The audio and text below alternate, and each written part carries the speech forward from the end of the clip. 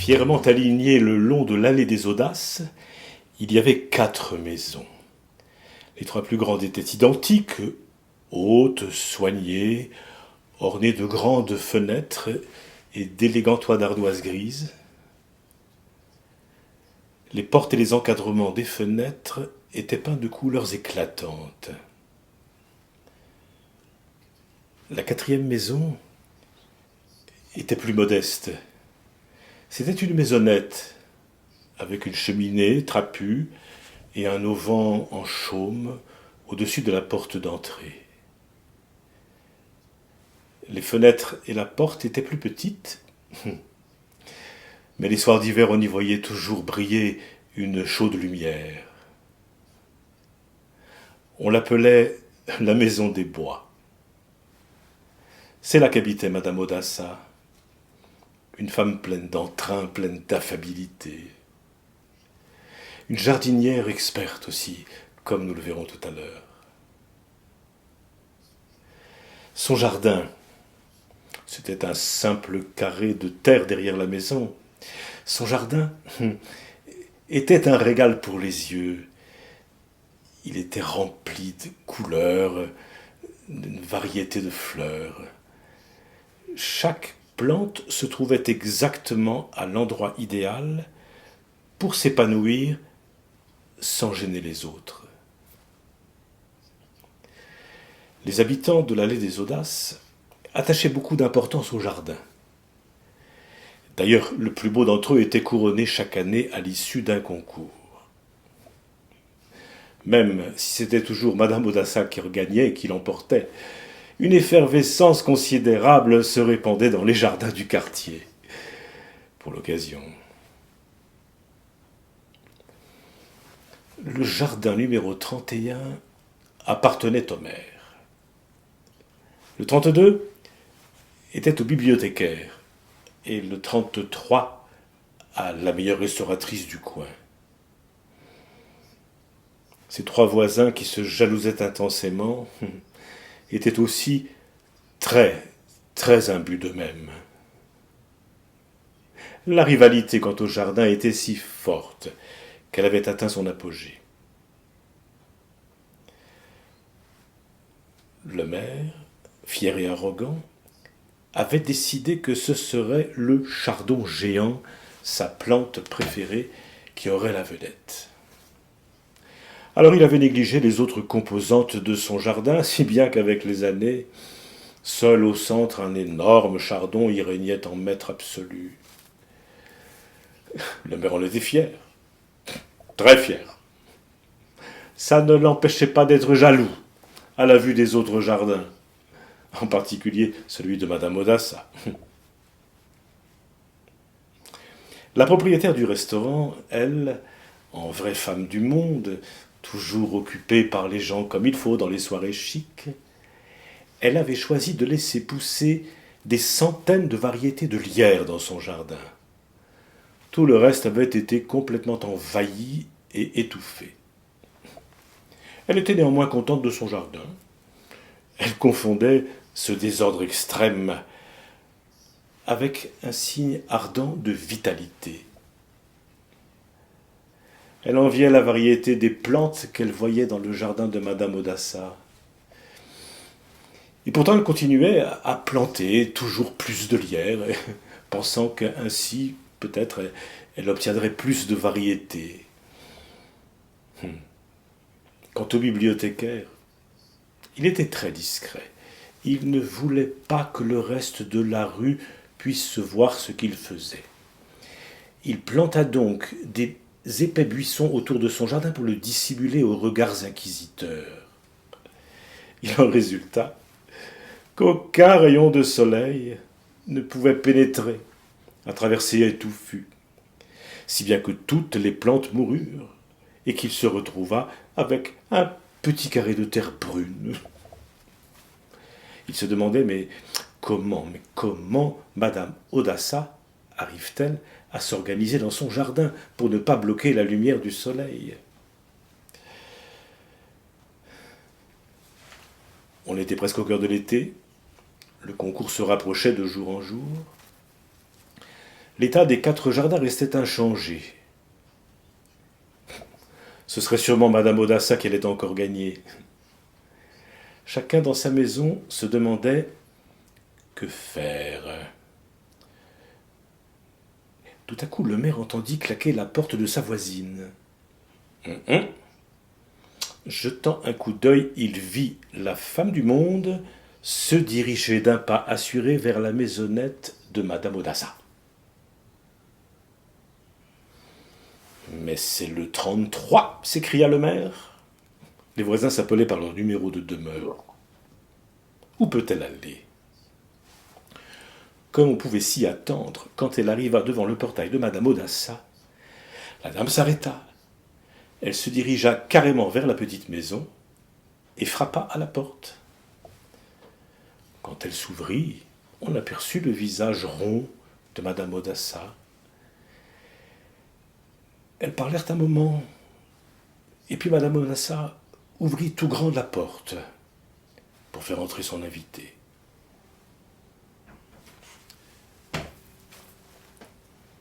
Le maire était vert de rage.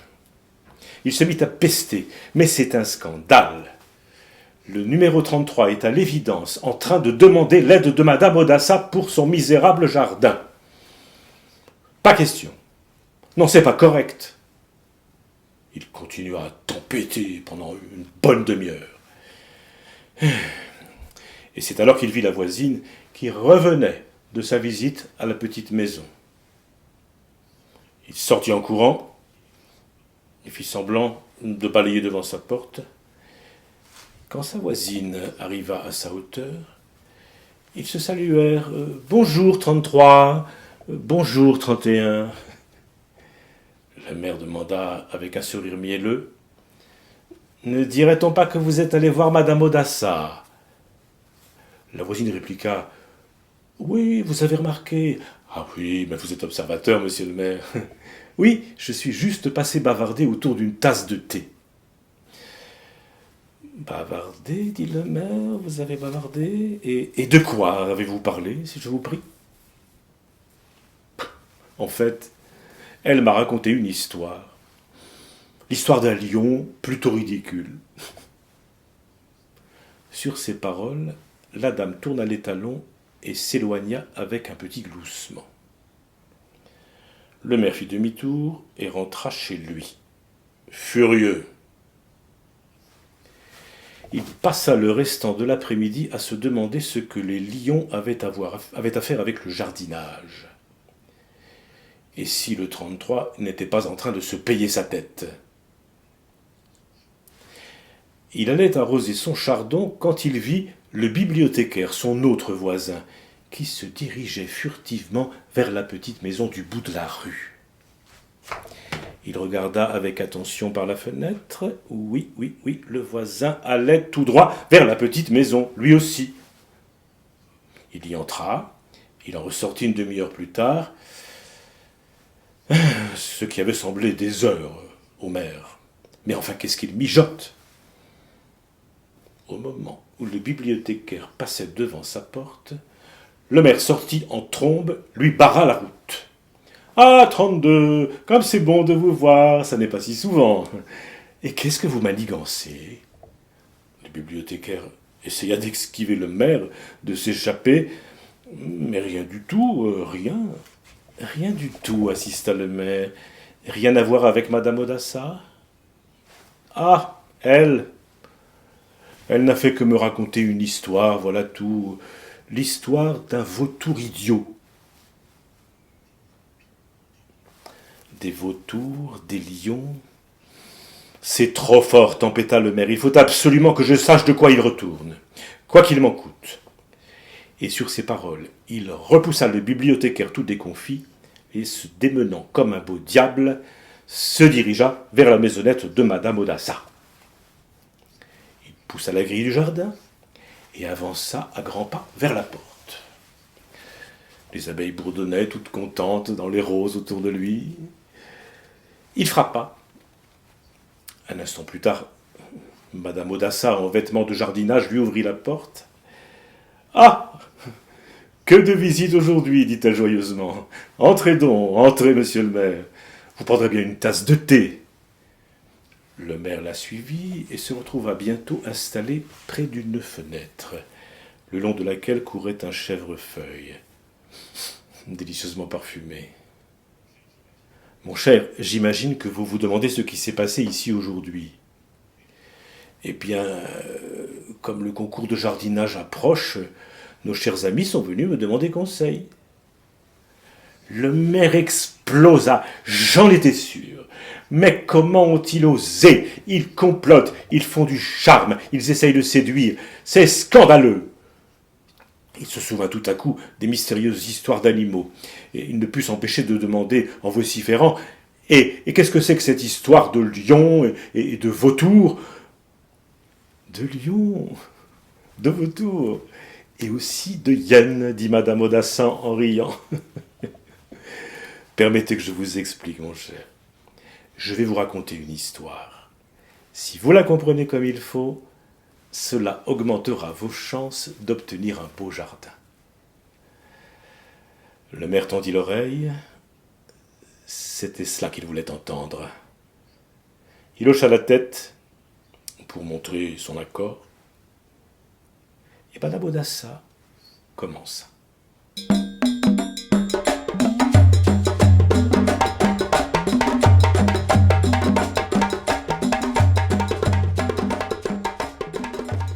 y a de cela bien longtemps, quelque part en Afrique, un lion prenait le frais dans une clairière au milieu de la forêt. Installé près d'un lac, il venait de finir son festin de gazelles. Il était de très bonne humeur, parce que un estomac plein est toujours source de bien des sourires. Dans un buisson tout près de là se cachait une hyène. Elle essayait de s'éloigner le plus discrètement possible sans attirer l'attention. D'ailleurs, le conteur n'exagère pas lorsqu'il dit que la hyène regrettait de n'être pas née invisible, car alors elle n'aurait pas eu à supporter la honte d'avoir les pattes arrière plus courtes que les pattes avant. La hyène s'était persuadée qu'elle aimait être seule. Or, pas seulement parce que les gens bavardaient derrière son dos. Après tout, ils étaient si frivoles et ne s'intéressaient qu'aux apparences, comme le vautour par exemple. Non, elle avait décidé qu'elle détestait la compagnie. Bien sûr, personne ne se préoccupait du fait que les pattes de la hyène aient été plus courtes derrière que devant. Les gens avaient bien d'autres problèmes à résoudre. Mais la hyène était persuadée qu'il passait des heures à se moquer d'elle. Or le lion l'avait entendu. Il l'avait senti s'agiter nerveusement dans les buissons. Alors il l'invita à venir partager les restes de la gazelle. La pauvre hyène était remplie d'effroi. Elle allait se montrer devant le roi, la dernière personne qu'elle ait envie de rencontrer.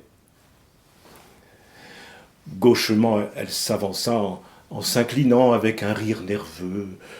« Oui, votre majesté, oui, votre léonine excellence. »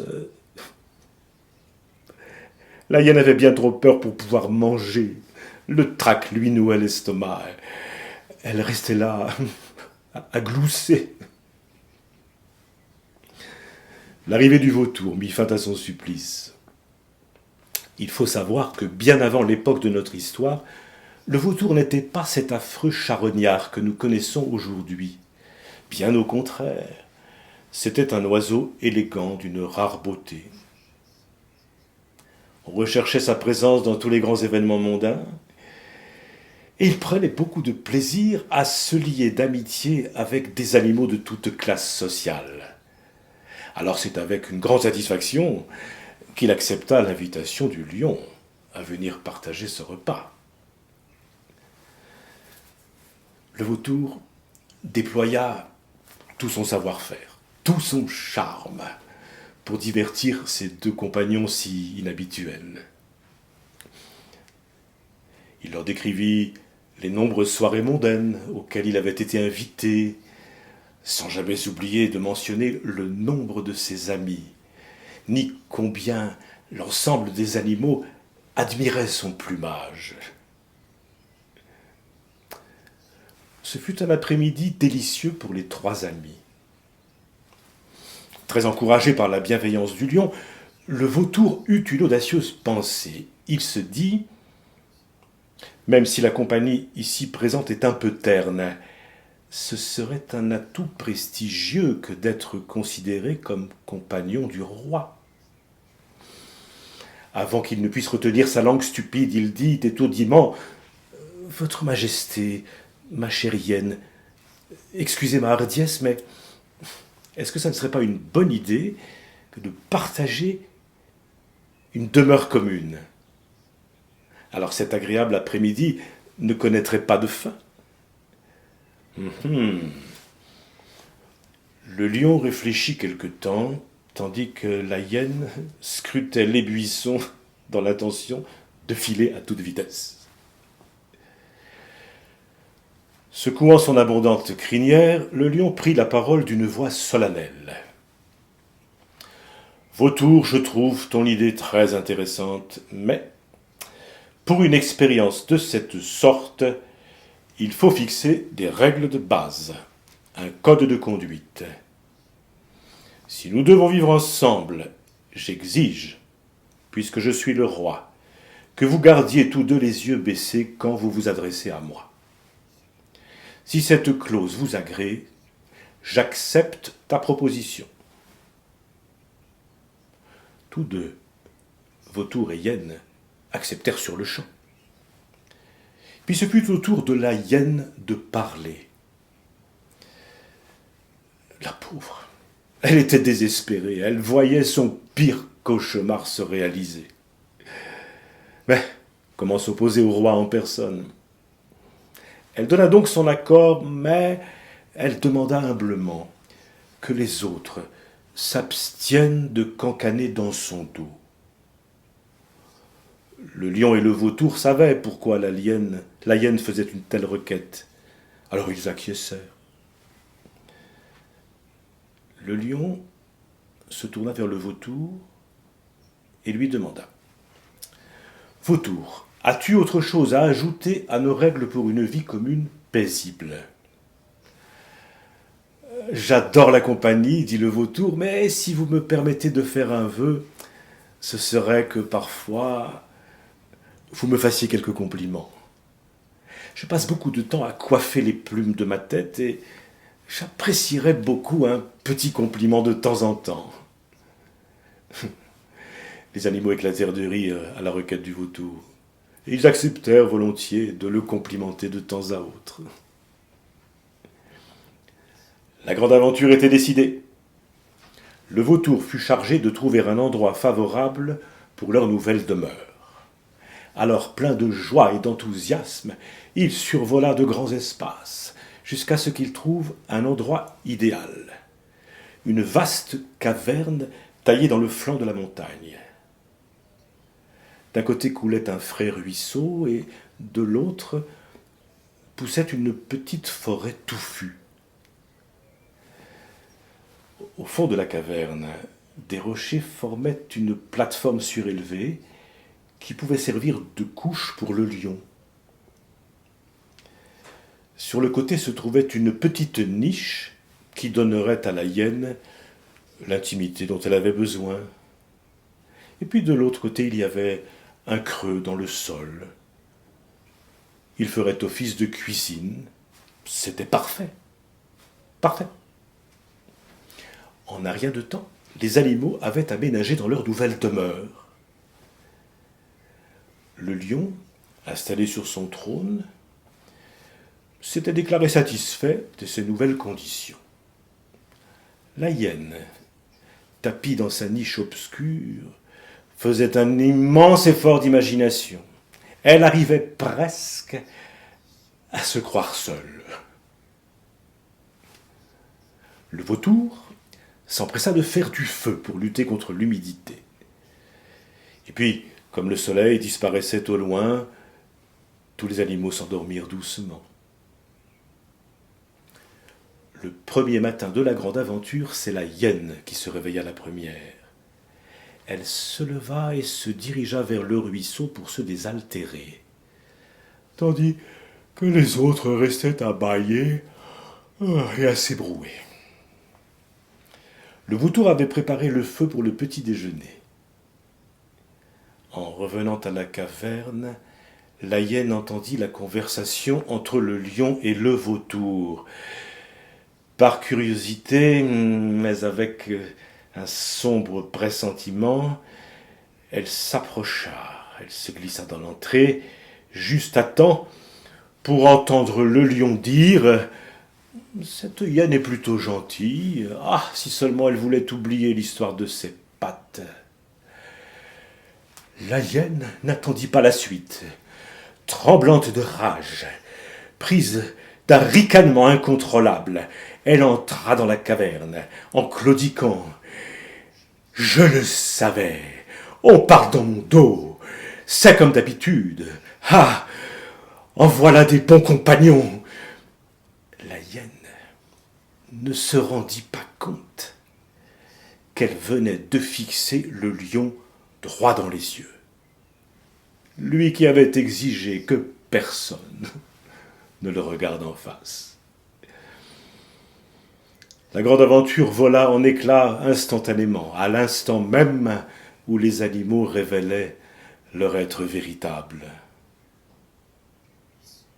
Avec un puissant rugissement, le lion se jeta sur la hyène, et une terrible bagarre s'ensuivit. Bien sûr, la hyène n'avait aucune chance. Elle fut précipitée dans la fosse, là où le vautour était en train de préparer le porridge, indifférent à la situation. La hyène, enveloppée d'un nuage de fumée, s'enfuit vers le ruisseau, mais ses douloureux jappements furent couverts par les hurlements du vautour. Une étincelle avait atteint sa belle couronne de plumes et l'avait réduite en cendres, si bien qu'il se retrouvait complètement chauve. Il s'envola, loin, loin de la caverne. Il fut condamné à une vie solitaire, obligé de fouiller dans les détritus pour survivre.